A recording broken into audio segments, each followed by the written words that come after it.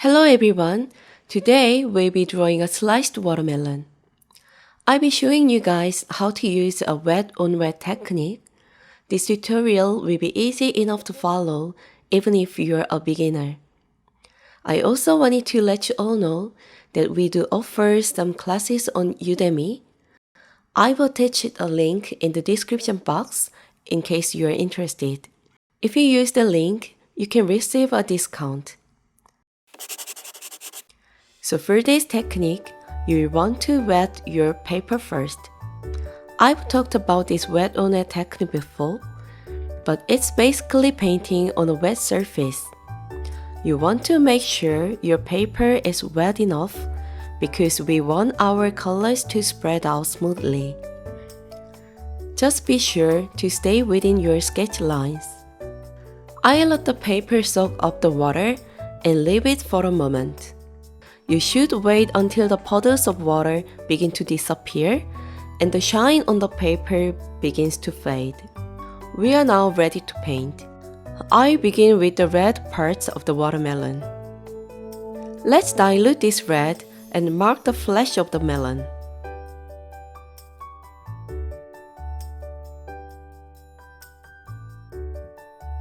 I also add a bit of yellow because the red alone may look boring.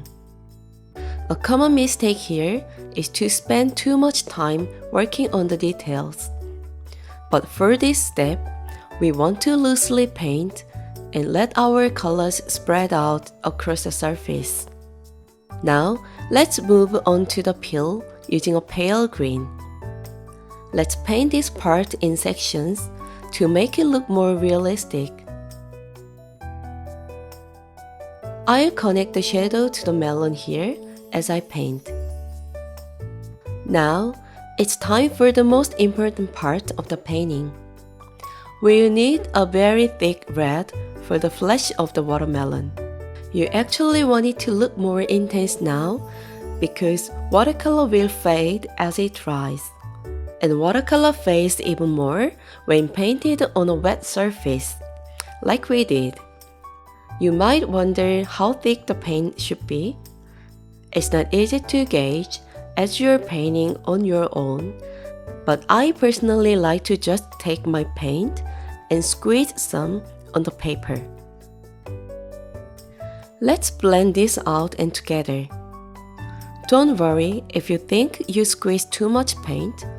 You can just wipe some of it off with a clean brush. If you need more, go back and squeeze more on your paper. One of the best things about art is that there isn't just one right way of doing things. Every artist can practice and find his or her own way of painting, and one day you will find your own voice in your artwork. Now, take a look at these two samples. The one on your left was painted just as we did before. The sample on your right was painted with a brush loaded with the color. Can you see the difference? The one on your left is definitely more intense and vibrant. This one is softer and blended smoothly, while the red on this one pops out more because the paint is packed on the top of the paper. Okay, let's move on to the shadow. I detailed the part where the melon met the shadow and fade it out.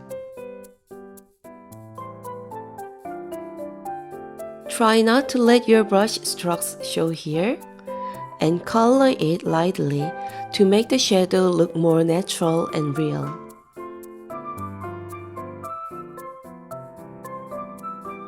Now, let's move on to the white part of the watermelon.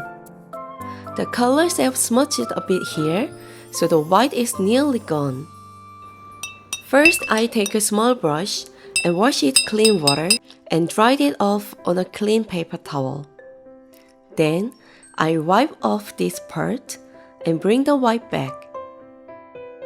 You will need a clean brush to do this, so feel free to wash it again as needed. We'll continue doing this until this part is clean and white. Here, the line between the white and red parts of the watermelon looks a bit unnatural, so I use the tip of a clean brush and work on it some more.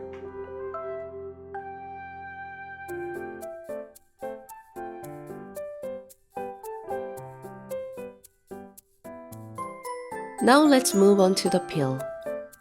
We'll use the tip of our brush and draw the outline of the peel with a dark green. Rather than using one long stroke, I'm going to break it up into pieces to make it look more real and interesting.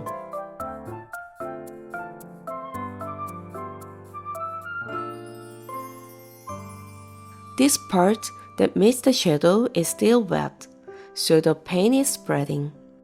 It's best to just wait until it's dry before we continue. Many art teachers believe that half of painting with watercolors is waiting. If you aren't patient enough and begin fixing the painting, you may end up ripping the paper and ruining your artwork. Instead, I always remind my students to wait until the area is completely dry before going back and trying to fix any of the parts that didn't turn out well. Let's pay attention to the darker and lighter parts of the peel and work the brush into these parts as needed. I use a paper towel to wipe off the brush and blend these parts gently.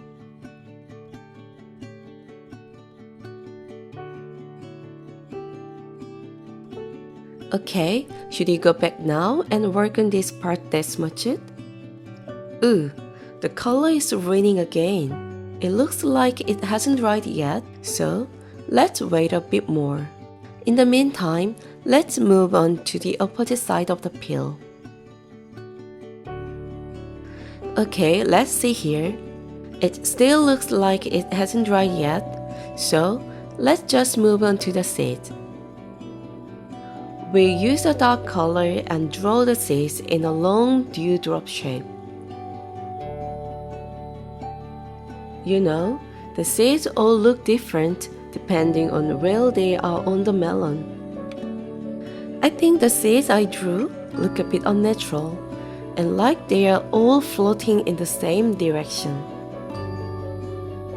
So, I wipe away some of the outlines of the seed and also drew a few lighter colored seeds.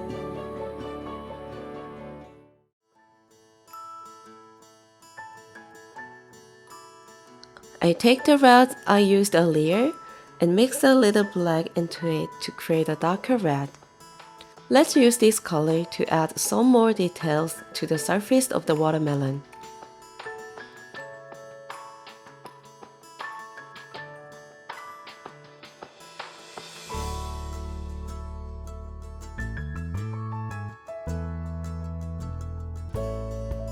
If you look closely at the watermelon, the top is thinner. So, let's wipe away this part a bit. It will make it look a bit translucent.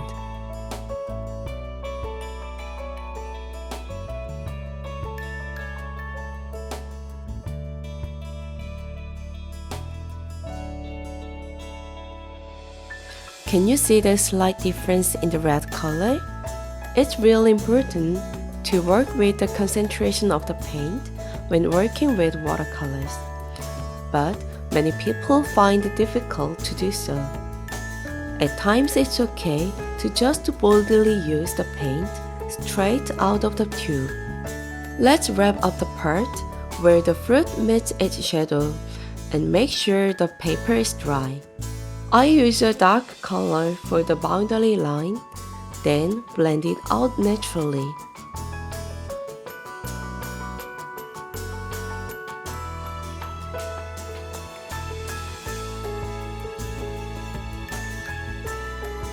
Take a look at the picture as a whole and go back to the parts that could use some work. For today's painting, you have to remember two things. First, you must use very thick red color for the meat of watermelon. Second, you must wait until the paper is dry before you try to fix anything you don't like. If you can't just remember these two things, then you can draw a delicious looking sliced watermelon, even if you are new to watercolors. So that's it for today's tutorial. If you have any questions or requests for future videos, please let me know in the comments down below. And thank you for your time in watching this video. See you guys next time. Bye!